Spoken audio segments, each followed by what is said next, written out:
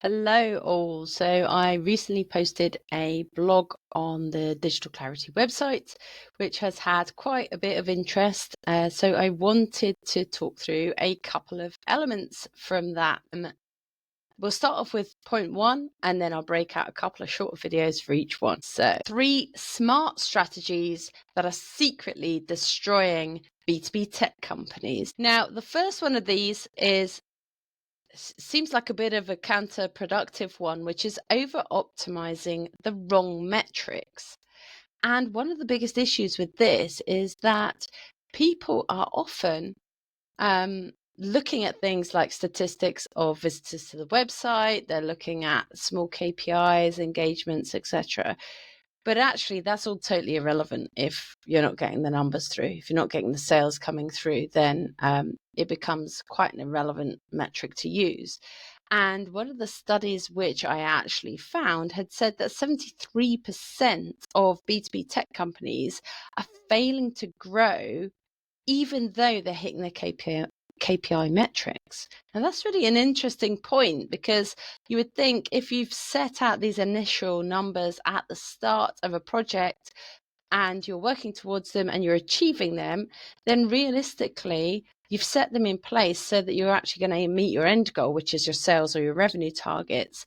And seemingly that's not actually happening. So people are spending hours optimizing landing pages, optimizing campaigns, optimizing everything, over optimizing in order to improve things like conversion. And you may well be getting more forms, more demo inquiries, more engagement, but actually still the fundamental fact remains is that if you're not getting sales following through, even if that sales to lead time is quite long, if you're not seeing those sales and leads coming through, then there's a fundamental issue. It could be that because of these factors, you're actually ignoring the product market fit, and therefore you're trying to push a square peg in a round hole.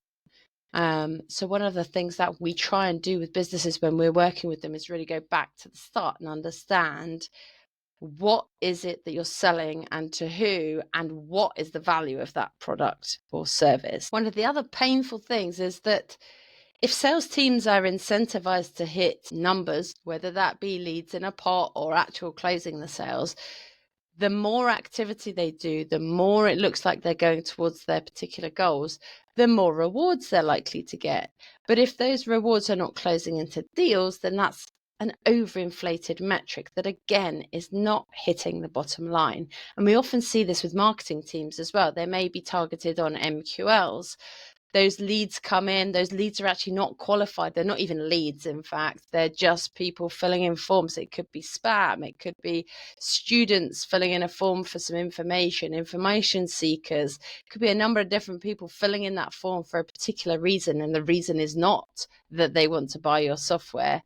So the goals being MQL targets isn't necessarily productive, because you're optimizing your whole strategy to base them on MQLs, when actually the whole strategy should be based on outcomes, which is where are you trying to get to, what the goals are, how you're going to get there, and is an MQL, or is multiple MQLs actually going to be the right thing that you need to focus on to get there? Yes, it's a numbers game. Yes, the more MQLs you get, the more likelihood there is that one of those MQLs may be a sale. However, if you're optimizing just for MQLs, sometimes you're over optimizing, you're actually missing out on the bigger opportunities. Finally, vanity metrics. All too often, brand traffic, getting exposure, showing that you're number one on Google for a particular search query, all of those things are great. But again, if it's not hitting the bottom line, is it really relevant? We'll follow up on the next one soon. Point 2, enterprise ready?